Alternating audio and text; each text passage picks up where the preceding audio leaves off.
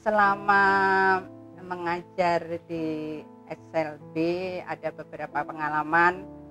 Waktu pertama masuk di sekolah ini yang masih namanya itu SD LPNI 2354 itu sangatlah berbeda. Berbeda dalam arti jumlah murid juga berbeda, lokasinya juga, gedungnya juga berbeda, terus guru-gurunya juga dulu masih sedikit. Keadaan tempat itu dulu di halaman masih banyak rumput alang-alang. Keadaan murid pun juga berbeda.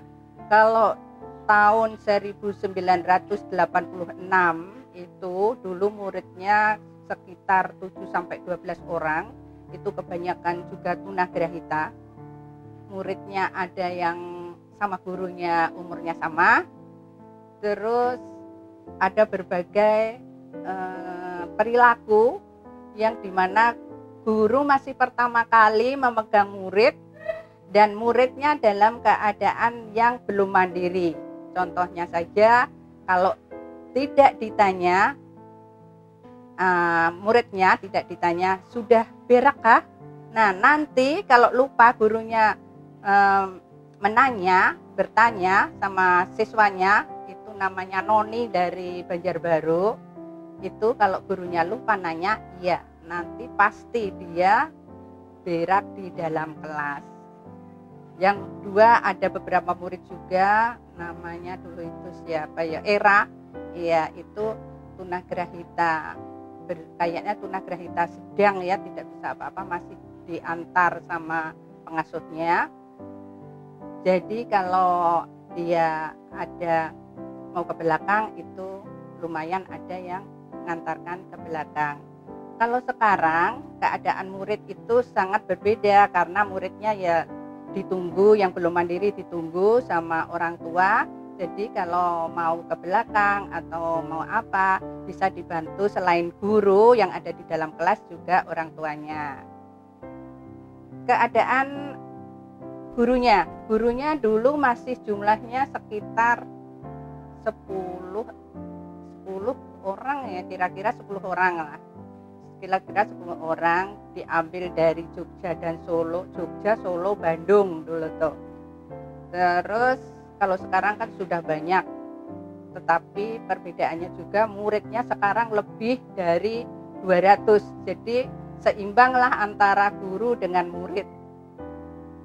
Cara pembelajarannya juga, kalau dulu kan belum banyak menggunakan teknologi, misalnya LCD juga belum menggunakan, laptop juga belum menggunakan, terus HP juga nggak ada. Jadi kita belajar, guru-guru itu belajar juga cari dari kabar atau berita yang ada di luar dan buku-buku yang ada untuk penambahan pembelajaran untuk siswanya gitu.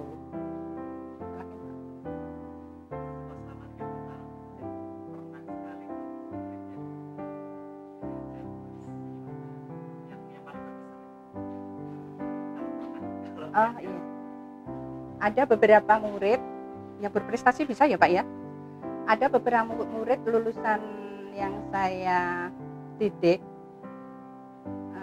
dulunya dari sekolah SD biasa, SD normal, SD pada umumnya, SD Sungai Besar, namanya Ratnapuri Sri Handayani.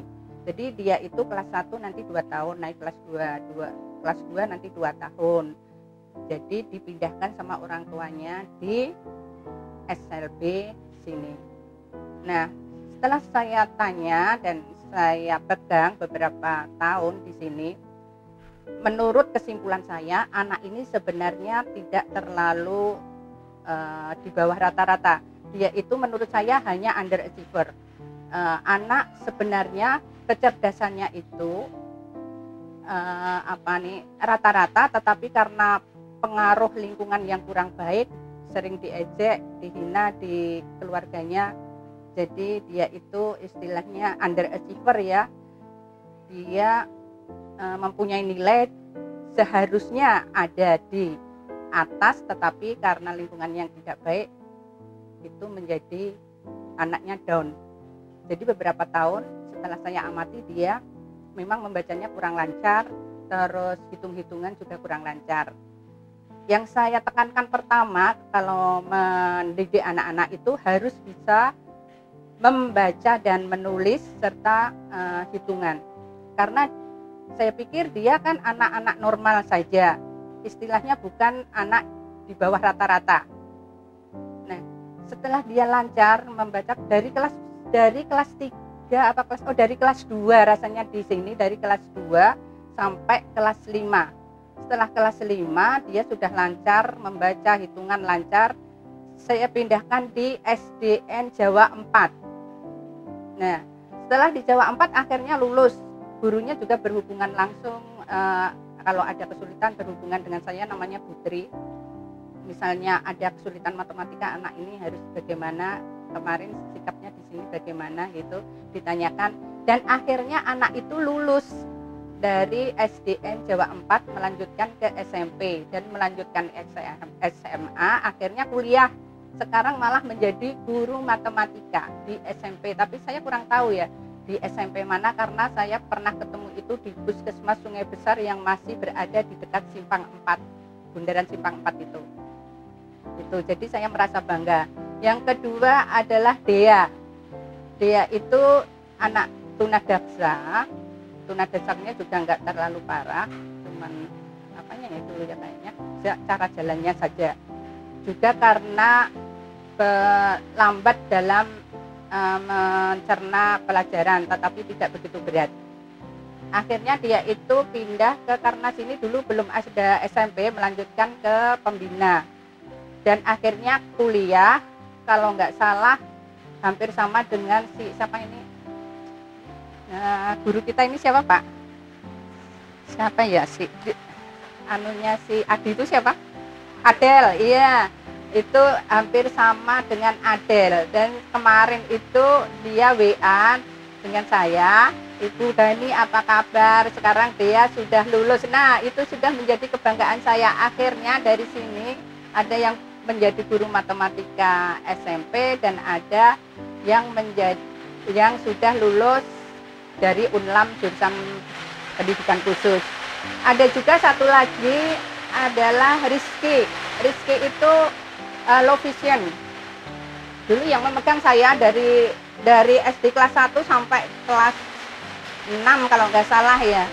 Itu saya pegang. Si Rizky pernah ikut lomba cerdas cermat IPS di Surabaya dulu. Dan karena di sini juga belum ada SMP, melanjutkan di Fajar Harapan. Akhirnya sekarang juga bekerja sebagai PNS dan sudah berkeluarga. Itulah anak-anak yang pernah saya pegang. Itu yang sudah berhasil adalah si Ratnapuri, Rizky, sama dia ini yang sudah lulus dari perguruan tinggi. Begitu sekelumit tentang pengalaman anak didik yang berhasil. Bismillahirrahmanirrahim. Assalamualaikum warahmatullahi wabarakatuh. Yang terhormat Bapak Kepala Sekolah, Bapak Irna Sudayanto, yang terhormat Bapak Ibu Guru, serta Bapak Ibu orang tua murid dan anak-anak yang Ibu sayangi.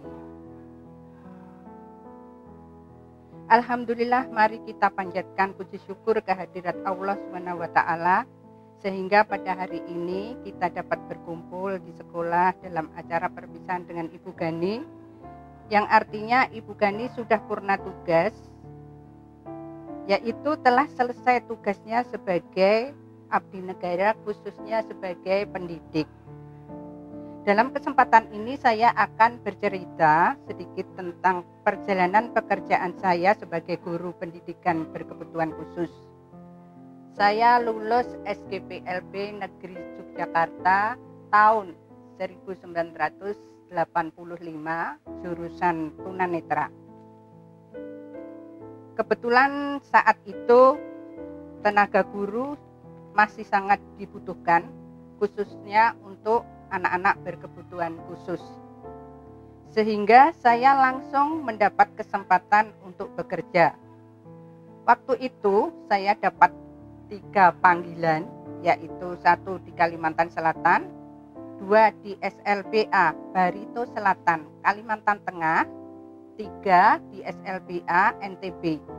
Karena saya belum pernah pergi jauh, apalagi nyebrang pulau, dan tidak tahu lokasi atau tempatnya, saya memilih tempat dengan melihat peta Indonesia, yang mana yang paling dekat dengan Pulau Jawa. Akhirnya saya putuskan untuk memilih Kalimantan Selatan.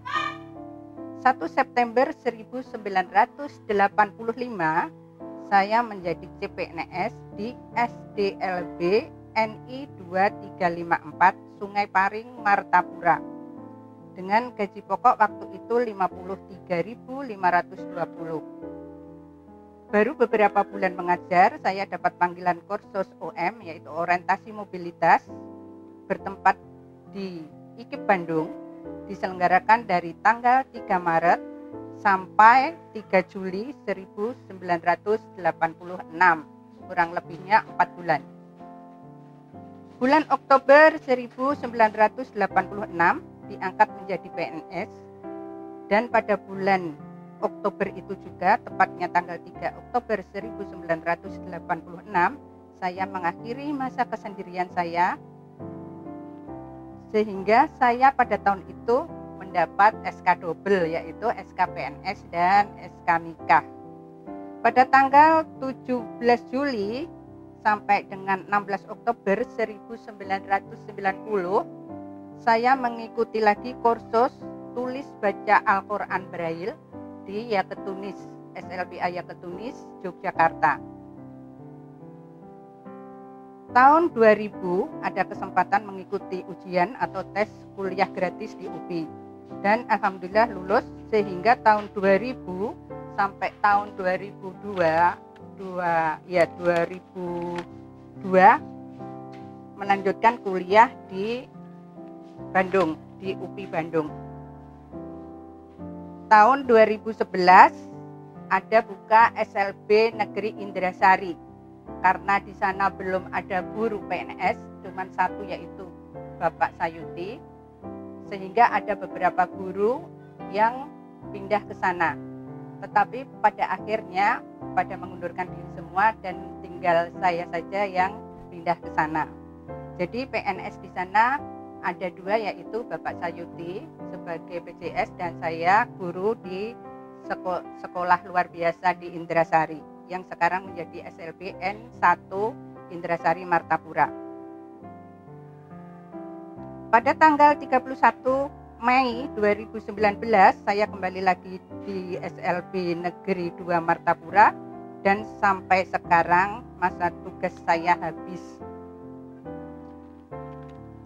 Selama menjadi guru ada beberapa kegiatan yang saya ikuti, yaitu antara lain paduan suara, ada paduan suara PGRI dan paduan suara Korpri. Mengikuti beberapa karya ilmiah dan lomba keberhasilan guru dalam pembelajaran. Terus guru berprestasi, ikut guru umum, mengikuti lomba guru berdedikasi juga. Itulah sedikit perjalanan saya selama menjadi guru. Salah dan kilapnya saya mohon maaf, karena saya hari ini sudah meninggalkan tugas sebagai pendidik di SLB Negeri Martapura, khususnya sebagai pendidik anak berkebutuhan khusus. Saya berpesan kepada guru-guru yang muda supaya berinovatif, mengembangkan sekolah kita supaya lebih maju dan berkembang sehingga dikenal di seluruh Nusantara. SLB Negeri 2, yes, maju dan berkembang terus, semangat.